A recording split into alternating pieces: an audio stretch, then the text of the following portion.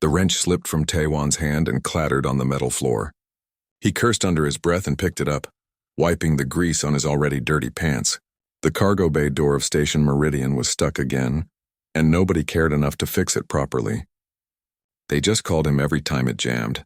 Taewan was 32 years old, but he felt much older. His face had scars from fights he wished he could forget. His hands were rough from years of hard work. He fixed things on the station because it was the only job a human could get these days. The aliens who ran the Galactic Consortium treated humans like dirt. They let humans work on their stations, but they never respected them. 10 years ago, Taewan had fought in Earth's rebellion against the Consortium. They lost, many people died. His little sister was one of them. After that, Taewan stopped caring about big causes. He just wanted to survive.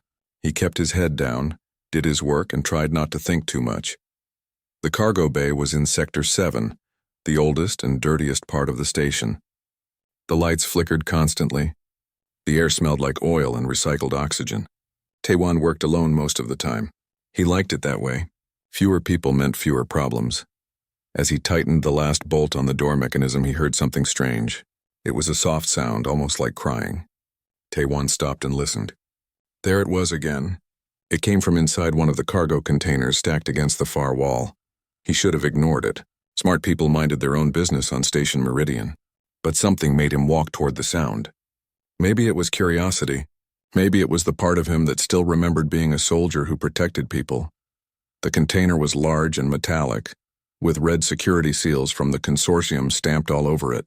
The manifest label said research specimens, authorized personnel only. Taewan's stomach turned. He knew what that meant. The consortium did terrible things in the name of research. The crying sound came again, clearer now. It sounded young. It sounded scared. Taewan looked around. The cargo bay was empty. The security cameras in this sector had been broken for months and nobody bothered to fix them. He pulled out his small cutting torch and carefully burned through the lock. The metal glowed orange and then gave way with a snap. He opened the container door slowly. The smell hit him first. Unwashed bodies, fear, and waste. Then he saw them. Two small girls huddled in the corner, clutching each other. They were not human. Their skin was pale blue, almost like ice. Their eyes were huge and violet, filled with tears.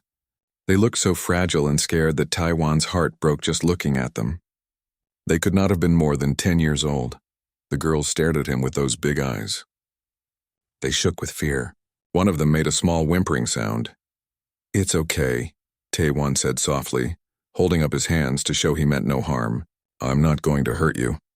They did not understand his words, but something changed in their faces. The fear lessened just a little. One of the girls reached out slowly and touched Taewan's hand. The moment she did, he felt something strange. It was like a warm wave washing through his mind. He suddenly felt what they felt, their terror, their exhaustion, their desperate hope that someone would help them. These girls were empaths. They could sense emotions and intentions. They knew he wanted to help. Taewan pulled out his canteen and offered them water. They drank eagerly, sharing the bottle between them. He gave them the protein bar from his pocket. They ate it so fast they almost choked. "Who did this to you?" Taewan whispered, though he already knew. The consortium conquered weak species all the time. They took what they wanted, resources, land, people. These girls were probably from some planet that had been destroyed or enslaved. Then he heard it. The alarm. Not the fire alarm or the pressure alarm. This was the security alarm. Consortium enforcers were doing a sweep of the cargo levels. Taewan's mind raced. If they found him here with an open container and 2 missing specimens, he was dead. But if he resealed the container and walked away, these girls would be taken to some lab where they would be hurt and studied like animals. He looked at the girls. They looked back at him with those trusting eyes. Through their empathic touch, they had seen into his heart. They knew he had lost someone precious. They knew he was tired of running. They knew he was their only chance. "Damn it," Taewan muttered. He scooped up both girls, one under each arm. They were lighter than he expected. "Hold on tight and stay quiet." He carried them to a maintenance crawl space behind a stack of old crates. It was barely big enough for all 3 of them, but they squeezed inside. Taewan put the girls down and held a finger to his lips. They nodded, understanding the gesture. "Stay here. Don't make a sound. I'll come back for you." He crawled back out just as the cargo bay doors opened. 2 crawl soldiers stomped in. They were big reptilian creatures with scales like armor and weapons that could burn a hole through steel. Behind them walked a thin alien in a gray uniform. His name badge said Overseer Malkith. "You there, human?" Malkith called out. His voice was cold and sharp. "What are you doing in this sector?" Taiwan wiped his hands on his pants and walked toward them calmly. "Just fixing the bay door. It was jammed again. I logged the work order this morning." Malkith's eyes narrowed. He looked around the cargo bay suspiciously. "Have you seen anything unusual?" "Like what?" Taiwan asked, keeping his voice bored and tired. "Missing property? Unauthorized access to secured containers?" Taiwan shook his head. "I've been working on that door for 2 hours. Haven't seen anyone else." One of the Krau soldiers walked over to the container Taiwan had opened. The lock was cut and the door was slightly open. The soldier growled something in his own language. Malkith walked over and examined the container. His face turned dark with anger. "This container has been breached. The specimens are gone." Taiwan forced himself to look surprised. "Specimens? What kind of specimens? That is not your concern." Malkith turned to face him directly. His eyes were like black stones. "Interfering with consortium property is a capital offense, human. The punishment is death. If you know anything about this, speak now." Taiwan met his gaze without flinching. "I don't know anything about it. Like I said, I've been fixing the door." The silence stretched out. One of the crawl soldiers moved his hand toward his weapon. Taiwan's muscles tensed, ready to fight if he had to. But Malkith finally waved his hand. "Search the sector. Find those specimens. They cannot have gone far." The crawl soldiers began searching the cargo bay. They kicked over crates and opened containers. Taiwan held his breath every time they came near the maintenance crawl space. But they were looking for something running, not something hiding. After 10 minutes, they gave up. Malkith pointed at Taiwan. "You will remain available for questioning. Do not leave the station." "I've got nowhere else to go," Taiwan said. After they left, Taiwan waited another 5 minutes to make sure they were really gone. Then he went back to the crawl space. The 2 girls were still there, holding each other and shaking with fear. When they saw him, relief flooded their faces. Taiwan knew his life had just changed forever. He was now a criminal in the eyes of the consortium. But looking at these 2 scared children, he knew he had made the right choice. "Come on," he whispered. "We need to get you somewhere safe." The girls took his hands without hesitation. They trusted him completely. That trust felt heavy, like a responsibility he could not put down. But for the first time in 10 years, Taiwan felt like he was doing something that mattered. He led them deeper into the shadows of Station Meridian, knowing that every step was taking him further from the safe, quiet life he had built. But he could not turn back now. These girls needed him, and maybe, just maybe, he needed them too. Taiwan moved quickly through the maintenance tunnels with the 2 girls following close behind. The tunnels were narrow and dark, lit only by emergency lights that barely worked. Water dripped from pipes overhead. The girls stayed silent, but he could feel their fear through the occasional touch of their small hands on his back. He needed help, and there was only one person on this station he could trust. Her name was Hairin. She used to be a medic during the rebellion. Same as Taiwan was a soldier. After the war ended, she could not go back to regular medicine. The consortium did not hire human doctors, so she set up a secret clinic in the lower levels of the station, treating people who could not afford or did not want to go to official medical centers. Taiwan had saved her life once during the war. She always said she owed him a debt. Today he was going to collect it. The clinic was hidden behind a fake wall in an abandoned storage room. Taiwan knocked 3 times, paused, then knocked twice more. That was the signal. The wall slid open and Hairin stood there with a gun pointed at his face. When she saw it was him, she lowered the weapon. "Taiwan, what are you doing here?" Then she saw the girls. Her eyes went wide. "What did you do?" "I need your help," he said, pushing past her into the clinic. "They have tracking chips in their necks. We need to remove them." Hairin closed the wall behind them and stared at him like he had lost his mind. "Do you know what you are asking? Those chips are consortium property. If I remove them, they will know immediately. Every enforcer on this station will come looking." "I know," Taiwan said quietly. "But look at them, Hairin." "Really look at them." Hairin turned to the girls. They stood together holding hands, their big violet eyes full of hope and fear. They were so small and fragile, One of them reached out and gently touched Hayrin's hand. Suddenly, Hayrin gasped.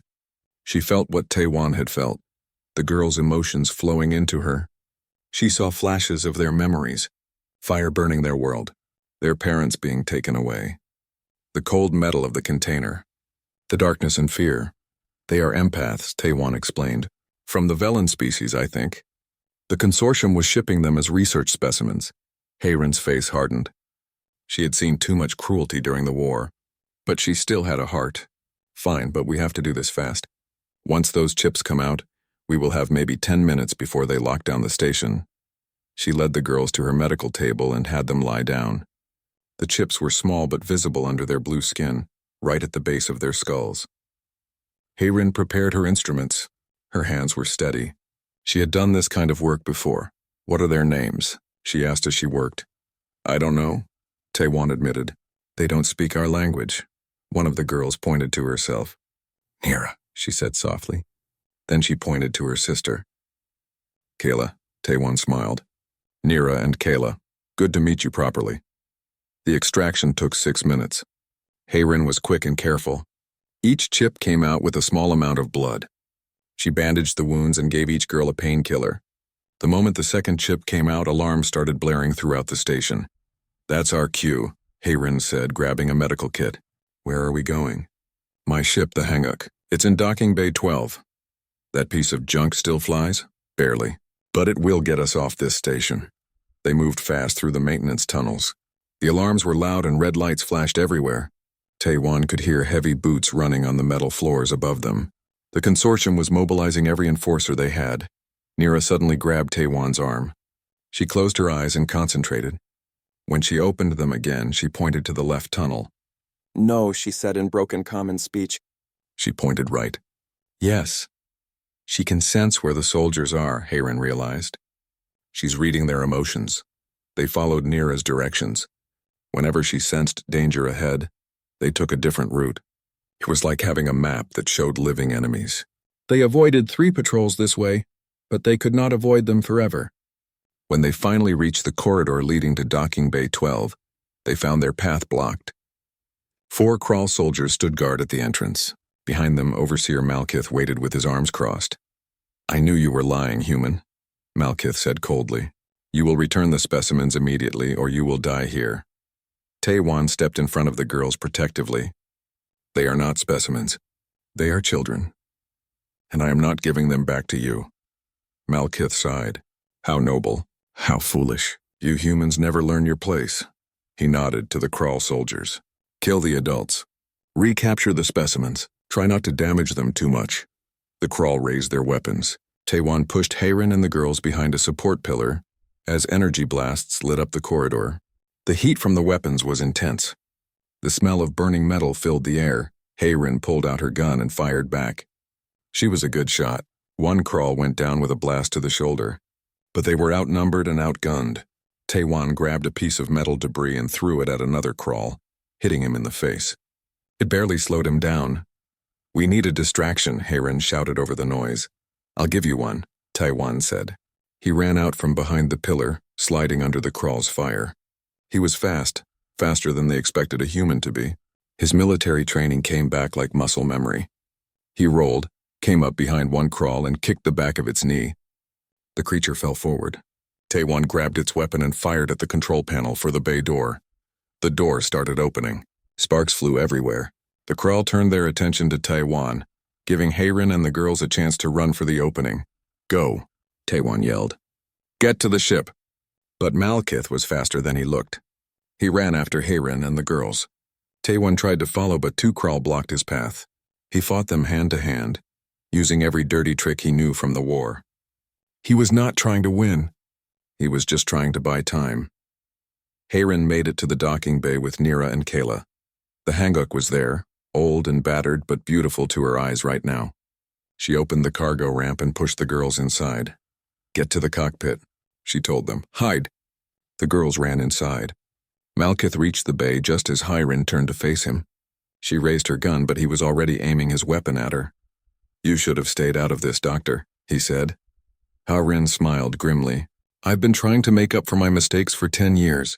This feels like a good start. She did not fire at Malkith. Instead, she shot the fuel canisters stacked against the wall. The explosion was massive. Fire and smoke filled the docking bay. Malkith was thrown backward. Hayrin was caught in the blast. Taiwan heard the explosion and his heart stopped. He fought harder, more desperately. He managed to break free from the crawl and ran into the bay. Through the smoke, he saw Hayrin lying on the ground. She was badly burned. She was dying. He ran to her side. No. Hayrin, stay with me. She coughed and blood came from her mouth. Get them. Out of here, she whispered. I paid my debt, Taiwan. We're even now. You stupid, brave woman, Taiwan said, tears in his eyes. Go, she said. Then her eyes closed. Taiwan wanted to stay. He wanted to carry her body. But he heard more soldiers coming. If he did not leave now, Hayrin's sacrifice would mean nothing. He ran to the hanguk and sealed the cargo ramp behind him. In the cockpit, Nira and Kayla were crying. They had felt Hayrin's pain and death through their empathic connection. Taiwan put a hand on each of their shoulders. She saved you. We cannot let that mean nothing. Hold on tight. He fired up the engines. The hanguk was not a good ship, but it was tough. Just like him. Just like Hayrin had been. He punched the throttle and the ship lurched forward, blasting out of the docking bay. Energy weapons fired at them from the station's defense grid. The shields took hit after hit. Warning lights flashed all over the control panel. But Taiwan knew how to fly. He had been a pilot during the war before he became a ground soldier. He dove and spun the ship, making them a harder target. One last energy blast clipped their port engine. The ship shook violently. But they were clear. They were free of the station. Taiwan punched in coordinates for empty space and jumped to faster than light travel. Only when they were safe did he let himself breathe. Only then did he let the tears come. He had lost another friend today. But he had saved 2 innocent lives. He hoped that balanced out somehow. Nira and Kayla climbed into his lap, something children do when they need comfort. They were crying too, mourning a woman who had died to save them. Through their touch, Taiwan felt their gratitude, their grief, and their trust in him. He held them close and made a silent promise. He would keep them safe. No matter what it cost him, Hayrin had given her life for these girls. He would not let that sacrifice be meaningless. The hanguk flew through the darkness of space, carrying 3 survivors toward an uncertain future. 3 days passed since they escaped Station Meridian. 3 days of flying through empty space, running on emergency power and hoping the consortium could not track them. The hanguk was falling apart. Half the systems were broken. The food synthesizer only made gray paste that tasted like cardboard, but they were alive. Taiwan taught Nira and Kayla basic words in common speech. Water, food, safe, danger. They learned quickly. He also learned a few words of their language. It sounded like music when they spoke it. When they were not learning, the girls stayed close to him. They followed him everywhere like shadows. At night, they curled up on either side of him to sleep. They had nightmares often, and he would wake to find them gripping his arms, seeking comfort. Through their empathic touch, he learned more about them. He saw flashes of their world before the consortium came. Greenfields. 2 suns in the sky, their mother singing to them. Their father teaching them how to sense emotions in plants and animals. Then came the dark memories. Ships in the sky, fire, screaming, being torn from their parents and thrown into cages. Taiwan held them when these memories came. He could not take away their pain, but he could share it. That seemed to help. On the 3rd day, the navigation computer finally gave him some good news. They were approaching the shattered belt, a dangerous region of space filled with asteroids and debris. Pirates controlled this area. The consortium rarely came here because it was too costly to patrol. Beyond the belt was something called the Haven, a place where refugees and rebels hid from consortium rule. If the stories were true, the girls would be safe there, but first they had to cross the belt. As they entered the asteroid field, the ship's sensors lit up. 3 vessels were approaching fast. Pirates. Taiwan cursed and tried to run, but the hanguk was too slow and too damaged. The pirate ships surrounded them quickly. A message came through on the communication channel. Unknown vessel, this is Captain Byung-ho of the Free Traders. Cut your engines and prepare to be boarded. Any resistance will be met with force. Taiwan had no choice. He cut the engines. Stay here, he told the girls. Hide under the control panel. Do not come out no matter what you hear. They looked scared but nodded. They trusted him. That trust still felt heavy but also precious. The pirates docked with the hanguk and entered through the cargo bay. Taewon stood waiting with his hands visible, showing he was not armed. 6 pirates came in, all of them humans. That surprised him. Leading them was a man who looked about 50 years old with gray hair and a scarred face. He carried a gun but did not point it at Taewon. "I am Captain Byung-ho," the man said. "This is my territory. Everyone who passes through pays a toll. What have you got?" "Nothing worth taking," Taewon said honestly. "This ship barely flies. I have no cargo, no money, just looking to pass through to the other side." Byung-ho studied him carefully. "You are running from something. I can tell by your eyes. What did you do?" "I stole property from the consortium." The pirates laughed. One of them said, "Good for you. The consortium can burn for all we care." But Byung-ho did not laugh. His eyes narrowed. "What kind of property?" Taewon hesitated. Then he decided these men might understand. 2 Velen children. They were being shipped as research specimens. "I freed them." The laughter stopped. Byung-ho stepped closer. "You are either very brave or very stupid. The consortium does not forgive that kind of theft. They will hunt you across the galaxy. I know. Where are the children now?" "On my ship, safe." Byung-ho holstered his weapon. "I fought in the rebellion. Earth's rebellion. I was there when we lost. I watched good people die trying to protect others from the consortium. After we lost, I came out here because I could not live under their rule anymore." He looked at Taewon with new respect. "You did a good thing. A human thing. We do not quit. We do not abandon those who need help." "So you will let us pass?" Taewon asked. "I will do better than that. I will give you supplies and tell you how to reach the haven safely." Byung-ho paused. "But I have to warn you. The consortium has sent someone after you. A wraith." Taewon felt ice in his stomach. Wraiths were the consortium's elite assassins. They never failed. They never stopped. "How do you know?" "Word travels fast out here. The consortium put a huge bounty on those girls. They want them back badly. They sent a wraith 3 days ago. He is probably already in the belt looking for you." Before Taewon could respond, the ship's proximity alarms went off. Something had just entered the docking bay. "Something fast, everyone down," Byung-ho shouted. The explosion came from the airlock. Smoke filled the cargo bay. Through the smoke, a figure moved like a shadow. The wraith was here. He was tall and thin, covered in black armor that seemed to absorb light. His face was hidden behind a mask. He moved faster than anything Taewon had ever seen. One of the pirates raised his gun. The wraith threw a small blade that hit the pirate in the throat. He fell without making a sound. "Protect the ship," Byung-ho ordered his crew. "Do not let him reach the cockpit." The pirates opened fire. Energy blasts lit up the cargo bay. But the wraith moved between the shots like water flowing around rocks. He killed 2 more pirates in seconds. His movements were too fast, too precise. This was not a man. This was a weapon in human shape. Taewon ran toward the cockpit.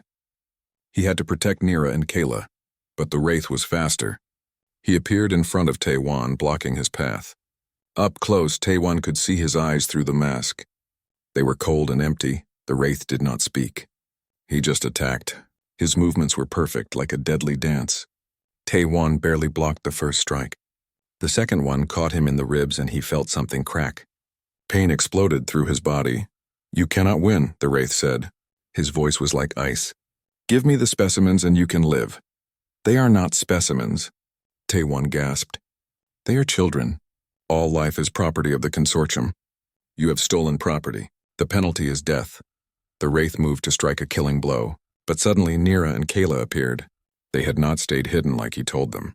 They ran from the cockpit and put themselves between Taewon and the wraith. The wraith hesitated. Just for a moment. He was trained to kill adults who fought back, not small children who stood defenseless. That moment was enough. Nira and Kayla reached out and touched the wraith's hands. Their empathic powers flowed into him. They showed him everything.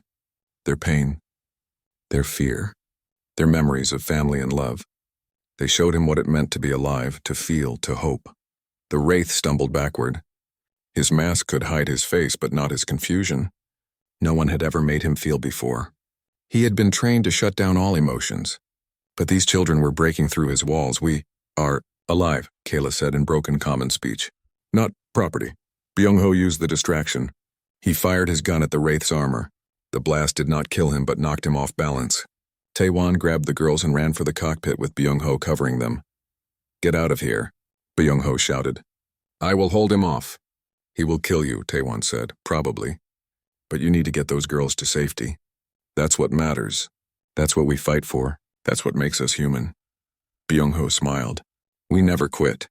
Remember that." Taewon wanted to argue, but there was no time. He could already hear the Wraith recovering. He sealed the cockpit door and fired up the Hanguk's engines. The ship pulled away from the pirate vessel. Through the viewport, he saw Byung-ho and his remaining crew fighting the Wraith. They were brave men. They were buying time with their lives. As the Hanguk cleared the docking area, an explosion lit up space. Byung-ho had set off the self-destruct on his own ship. The blast was huge, consuming everything nearby. The Wraith ship was caught in it. But Taewon knew better than to hope the Wraith was dead. Things like him did not die easily. They had minutes at best before he came after them again. Nira and Kayla sat in the co-pilot seats, tears streaming down their blue faces. They had felt Byung-ho's emotions in his final moments. His courage, his certainty that saving them was worth dying for. They were learning what humans were capable of. What they would sacrifice for those who could not protect themselves. "Why?" Kayla asked softly. "Why? Do they die for us?" Taewon looked at the two girls. They were so young, so innocent. They had seen too much darkness already, but they needed to understand. "Because that is what we do," he said. "Humans protect those who need protecting. We fight for those who cannot fight, even when it costs us everything. That is what makes us human." He input the coordinates Byung-ho had given him before he died. The haven was close now. Just one more day of travel. They could make it. They had to make it. Behind them, somewhere in the debris and asteroids, the Wraith was coming. Damaged but not defeated, hunting them with cold determination. But Taewon would not let him win. Too many people had died to save these girls. Their sacrifices would not be meaningless. The Hanguk limped deeper into the belt, racing against time and death, carrying its precious cargo toward freedom. The Hanguk drifted through the asteroid field on minimal power. One engine was completely dead. The other was barely working. Taewon had been flying for 18 hours straight, too afraid to sleep. Every shadow looked like the Wraith's ship. Every alarm made his heart race. But slowly, hour by hour, the coordinates Byung-ho had given him brought them closer to the haven. The navigation computer showed they had maybe 6 more hours of travel. 6 hours until safety. It felt like forever. Nira and Kayla stayed in the cockpit with him. They were learning common speech faster every day. Children's minds were flexible that way. They could now make simple sentences. "Taewon hungry? We help you. That star pretty." Small things, but it made Taewon smile despite everything. During a quiet moment, while the ship floated past a large asteroid, Nira touched his hand. Her empathic power showed him a question. She wanted to know about the scar on his neck. Taewon sighed. He had not talked about his past in years, but these girls had shared their pain with him. It was only fair. "I got this during the rebellion," he said, touching the scar. 10 years ago, humans fought against the consortium. We wanted freedom. We wanted to be treated as equals, not servants. What happened?" Kayla asked. "We lost. The consortium was too strong. Too many worlds supported them. Earth was alone." He paused, old pain rising up. "I had a younger sister. Her name was Soo-jin. She was about your age. Sweet kid, always smiling." The girls felt his sadness through their connection. They moved closer, offering comfort. "When the consortium attacked our city, I was fighting on the front lines. I could not protect her. A bomb hit our shelter. She died instantly, they told me. I hope she did not suffer." His voice cracked. "After that, I stopped fighting. Stopped caring. I just survived. Day after day, year after year, just existing. But you saved us," Nira said softly. "Yes. When I saw you in that container, I saw her. I saw a second chance. I could not save Soo-jin, but maybe I could save you." He looked at them with wet eyes. "You gave me a reason to care again. A reason to fight. That is a gift I can never repay." Nira and Kayla hugged him from both sides. No words were needed. They understood loss. They understood pain. They understood that sometimes people carried wounds that never fully healed. The moment was broken by the proximity alarm. A ship was approaching. Fast. Taewan's heart sank. The sensors showed it was not the Wraith ship. This was bigger. Much bigger. A consortium patrol cruiser. They had found him. No, no, no, Taewan whispered. He tried to run, but the hanguk could barely move. The cruiser caught them easily and locked them in a tractor beam. They were trapped. The communication channel crackled to life. Unidentified vessel, you are under arrest for theft of consortium property. Power down your engines and prepare to be boarded. Any resistance will result in your immediate destruction. Taewan looked at the girls. After everything they had been through, it was going to end here. He had failed them. Failed Hae-rin, failed Byung-ho, but Nira touched his hand. Through their connection, she showed him something. Hope, determination, trust. She believed in him. They both did. They had seen into his heart and found it good. That belief gave him strength. Hold on, he told them. This is not over yet. He looked at the control panel. The hanguk was nearly destroyed. But it had one thing left. The old weapons system from when it was a military transport during the rebellion. It had not worked in years, but maybe, just maybe, Taewan rerouted all remaining power to the weapons. The lights in the cockpit went dark. Life support went to minimum. Everything he had went into one last shot. Consortium vessel, I have a message for you, Taewan said over the communication channel. You want these girls because they are valuable. Because they are special, but you will never have them. You will never hurt them. You will never use them. Because I will destroy this ship before I let you take them. There was silence. Then the consortium officer responded. You are bluffing. Humans are cowards. They do not sacrifice themselves, Taewan laughed bitterly. Then you do not know humans at all. We have been sacrificing ourselves for others since the beginning. It is what we do best. His finger moved toward the self-destruct button. It was a bluff, but they did not know that. He was betting that the consortium wanted the girls alive more than they wanted revenge on him. Wait, the officer said. What do you want? Let us go. Release the tractor beam. Let us reach the haven. Or I blow this ship and take your precious specimens with me. Another silence. Taewan counted his heartbeats, 10, 20, 30. Very well, the officer finally said. But know this, human. You are only delaying the inevitable. We will find you. We will hunt you. And when we do, your death will be slow. The tractor beam released. The hanguk was free. Taewan immediately fired up the remaining engine and pushed it to maximum. The ship shook and groaned but moved forward. They dove into a thick asteroid cluster where the cruiser could not follow safely. Why did they let us go? Kayla asked. Because they think they can track us later. And because they think 2 children are not worth losing in an explosion. Taewan's face was grim. But they are wrong. You are worth everything. They traveled for 3 more hours, weaving through asteroids, changing course randomly to confuse any tracking. The ship was dying around them. Systems failed one by one, but they kept moving. Finally, the navigation computer beeped. They had reached the coordinates. But there was nothing here. Just empty space and rocks. Where is the haven? Nira asked, confused. Taewan searched the sensors. Nothing. Had Byung-ho lied? Was this a trap? No, that man had died for them. He would not betray them. Then he remembered something Byung-ho had said. The haven does not reveal itself to just anyone. You have to prove you are worthy. Taewan thought about what that meant. Then he understood. He opened the communication channel on all frequencies. This is Taewan of Earth. I carry 2 Velen children seeking refuge from consortium persecution. I have fought for them, bled for them, watched friends die for them. We seek sanctuary at the haven. We seek a place where they can be free, where they can be children again instead of property, please. If anyone can hear this, help us. Silence. Long, terrible silence. Taewan felt hope dying in his chest. Then a voice came through. A woman's voice. Strong and clear.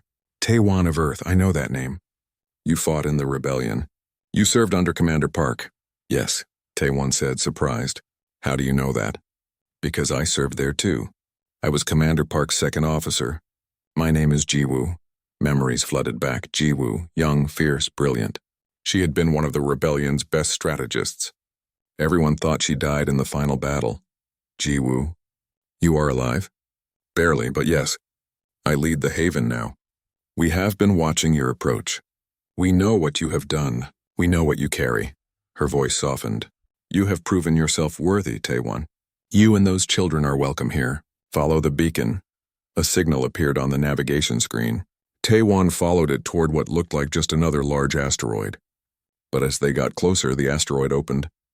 It was not rock at all. It was a camouflage door, massive and hidden. Beyond the door was something beautiful. The Haven. It was built inside a hollowed-out asteroid the size of a small moon. Inside was an entire community. Buildings, gardens, open spaces with artificial sunlight. And people. Hundreds of people from dozens of different species. All refugees. All survivors. As the Hanguk limped into the docking bay, Taewon saw humans working alongside aliens. Children playing together. No consortium flags. No enforcers. Just people trying to live in peace. Nira and Kayla pressed against the viewport, their eyes wide with wonder. Safe? Nira asked hopefully. Yes, Taewon said, his throat tight with emotion. You are safe now. But even as he said it, he saw Jiwoo waiting for them in the docking bay. Her face was troubled. She looked like someone carrying bad news, and behind her other people were moving with purpose. Preparing weapons. Setting up defenses. Taewon's heart sank. He had a terrible feeling that their safety would not last long. The consortium was coming. He could feel it. The storm was approaching. And the Haven, this beautiful sanctuary, was right in its path. He landed the Hanguk carefully. The ship gave one last shudder and went silent. It had carried them across space, kept them alive through impossible odds. It had done its job. Taewon unbuckled and looked at Nira and Kayla. They looked back at him with trust and hope. Whatever came next, they would face it together. He had brought them to safety. Now he had to keep them safe. He opened the cargo ramp. Jiwoo stood waiting. When she saw him, old memories passed between them. They had fought side by side once. They had watched their world burn together. Now they would have to fight again. Welcome to the Haven, Jiwoo said. I wish the circumstances were better. The consortium is coming, aren't they? Taewon asked. Jiwoo nodded. They know this location now. By tracking you. They are assembling a battle fleet. They will be here in 2 days. Maybe less. Taewon felt crushing guilt. He had led the enemy right to these people's sanctuary. I am sorry. I did not mean to bring this down on you. Do not apologize, Jiwoo said firmly. We knew this day would come eventually. The consortium cannot stand the idea of free people existing outside their control. You just gave us a reason to finally make our stand. She looked at Nira and Kayla. And you gave us something worth fighting for. The girls held Taewon the Haven prepared for war. All across the hidden colony, people worked without rest. Weapons were distributed. Ships were armed. Defenses were strengthened. Everyone knew what was coming. Everyone chose to stay and fight. Taewon stood in the command center with Jiwoo, watching the preparations on monitors. The center was carved into the asteroid's inner wall, giving them a view of the entire colony. Children played in the gardens below while their parents prepared to die defending them. It made his heart ache. You should evacuate the children, Taewon said. Get them out before the consortium arrives. Where would they go? Jiwoo asked. There is nowhere left to run. The consortium owns everything. This is humanity's last stand. Our last chance to prove we will not be slaves. She looked at him with fierce determination. During the rebellion, she had been young and full of fire. That fire had not died. If anything, it burned brighter now. We have been preparing for this for 10 years, she continued. Ever since the rebellion failed. We gathered survivors. We stockpiled weapons. We trained. We waited for the right moment. You brought us that moment, Taewon. I brought you destruction, he said bitterly. No, you brought us hope. Those 2 girls represent everything we are fighting for. The right to protect innocence. The right to say no to tyranny. The right to be free. Jiwoo put her hand on his shoulder. Stop blaming yourself. You did the right thing. Now we will finish what you started. On the monitors, they could see Nira and Kayla in the residential section. Other Velen refugees had found their way to the Haven over the years. The twins were playing with 3 other Velen children, laughing for the first time since Taewon found them. Watching them smile made everything worth it. Suddenly, alarms blared throughout the Haven. The consortium fleet had arrived. Earlier than expected, much larger than predicted. Battle stations, Jiwoo ordered. People ran to their positions. The colony's few warships launched from hidden bays, defensive weapons powered up. Everyone knew this would be their final battle. They would win or die. There was no middle ground. Taewon ran to the residential section to check on the girls. He found them with the other Velen children, all of them looking scared. The adults were trying to comfort them, but everyone could feel the tension. "What's happening?" Nira asked when she saw Taewon. "The consortium is here. We have to fight them." "Because of us," Kayla said sadly. "They came for us." Taewon knelt down so he was at their eye level. "They came because they cannot stand the idea of free people. You are just an excuse. But yes, they want you. They want to use your gifts as weapons. We will not let that happen." Nira took his hand. Through their empathic connection, she showed him something. All the Velen children were holding hands, forming a circle. Their combined empathic power was enormous. They could sense every person in the haven, every human, every alien, everyone preparing to fight. "We can help," Nira said. "No, you are children. You need to hide and stay safe," but Kayla shook her head. "We are Velen. We feel emotions. We can share what people need. We can give them courage, hope, love, everything they need to fight." Before Taewon could argue, the Velen children closed their eyes. Their empathic power flowed outward like a wave. Every person in the haven suddenly felt it. The fear lessened. The doubt disappeared. They felt connected to each other. They felt what they were fighting for: family, freedom, future. The effect was immediate. On the monitors, Taewon saw people standing straighter, fighting with more determination. The children had given them the greatest weapon of all. Unity, Jiwoo's voice came over the communication system. "All fighters, this is command. The consortium fleet is massive, 20 warships, hundreds of fighters, but they have a weakness. Their flagship is commanding the entire fleet. If we can destroy it, the rest will fall into chaos." "That is a suicide mission," someone responded. "I know," Jiwoo said calmly. "That is why I will fly it myself." Taewon's blood ran cold. He ran to the command center. "Jiwoo, you cannot do this. Someone has to. I am the leader. This is my responsibility." She was already putting on a flight suit. "I will take a ship loaded with explosives. Fly it straight into the flagship, one shot. One chance. Let me do it," Taewon said. "You are needed here." "I am just one person. Expendable." "You are not expendable. Those girls need you. And these people need you." Taewon grabbed her arm. "Please, I have nothing left to lose. But you have everything to fight for. Stay and lead them." "I will finish this." They stared at each other. Old friends. Old soldiers. Both ready to die. Finally, Jiwoo nodded. "Make it count." Taewon ran to the launch bay. A small ship was being loaded with enough explosives to destroy a moon. It was called the Phoenix, fitting name for something meant to burn. As he climbed into the cockpit, he heard small voices calling his name. Nira and Keela ran into the bay with other Velen children following. They had sensed his intentions through their empathic connection. "No," Nira cried. "You cannot go. I have to. This is the only way to save everyone." "You will die," Kayla sobbed. "Yes, probably. But you will live. That is what matters." He hugged them both. "You gave me something precious. You reminded me what it means to care, to fight for something bigger than myself. That is a gift I will carry with me."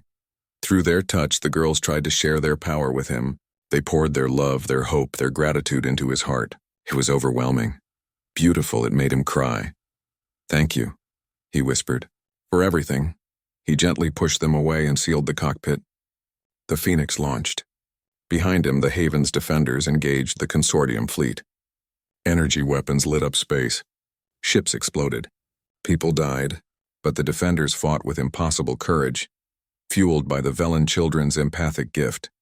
Taewon flew straight toward the massive flagship. It was 3 times the size of any other ship. Its weapons could destroy planets, but it was slow, designed for overwhelming power, not speed. Enemy fighters tried to intercept him. The Phoenix's shields took hit after hit. Systems failed. The ship was breaking apart around him, but he kept flying, straight toward his target. "Attention, human pilot." A voice came over his communication system.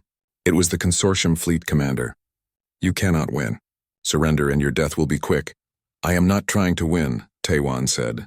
"I am just buying time for those who will." "For 2 worthless specimens?" You throw away your life for nothing. They are not nothing. They are everything. They are the future. They are hope. They are the reason we fight. You will never understand that. You only know how to take and destroy, but we know how to give and protect. That is what makes us better than you. He was close now, so close. The flagship's weapons fired at him. The Phoenix lost its shields. The hull breached. Alarm screamed. But there was enough. Just barely enough. This is for Heirin, Taewon said. For Byung-ho. For Su-jin. For everyone the consortium has killed. For everyone they will never kill again. He thought of Nira and Kayla. Their violet eyes. Their trust. Their love. It was a good last thought. But then something unexpected happened. Another ship appeared beside him. It was Ji-woo. She had followed him. "What are you doing?" Taewon shouted. "I realize something," Ji-woo said calmly. "You need someone to guide the Phoenix manually when your systems fail. And I need you to survive. Those girls need you. I have led these people for 10 years. But you can teach them what it means to be human, to sacrifice, to love. That lesson is more important than anything I could give them." Before Taewon could respond, Ji-woo remotely took control of the Phoenix. She overrode his systems. His ship veered away from the flagship while hers continued forward. "No, Ji-woo." "Tell them I was proud," Ji-woo said. "Tell them we won." Her ship hit the flagship at maximum speed. The explosion was like a star being born. Bright, hot, consuming. The flagship was destroyed instantly. The shockwave took out 3 nearby consortium cruisers. The remaining enemy ships fell into chaos without their command structure. Haven defenders pressed their advantage. They were outnumbered, but they fought with everything they had. And slowly, impossibly, they began to win. Taewon's damaged ship limped back to the Haven. He could barely see through his tears. Another friend dead. Another sacrifice. But this time it was not meaningless. This time they won. The consortium fleet retreated. They could not believe they had lost to a colony of refugees. But they had. Because humans did not quit. Because they protected those who needed protection. Because some things were worth dying for. When Taewon landed, the Haven erupted in celebration. People were crying and cheering and holding each other. They had survived. Against all odds, they were still free. Nira and Kayla ran to Taewon the moment he stepped out of his ship. They hugged him so hard he could barely breathe. Through their empathic touch, he felt their relief, their joy, their love, and something else, peace. For the first time since he found them, they felt truly safe. "You came back," Nira said. "I promised to protect you. I keep my promises." The weeks that followed were busy. The Haven rebuilt its defenses. More refugees arrived, having heard of the colony that defeated the consortium. The story spread across the galaxy. Hope spread with it. Nira and Kayla stayed with Taewon. They were his family now. He taught them everything he knew. How to fee,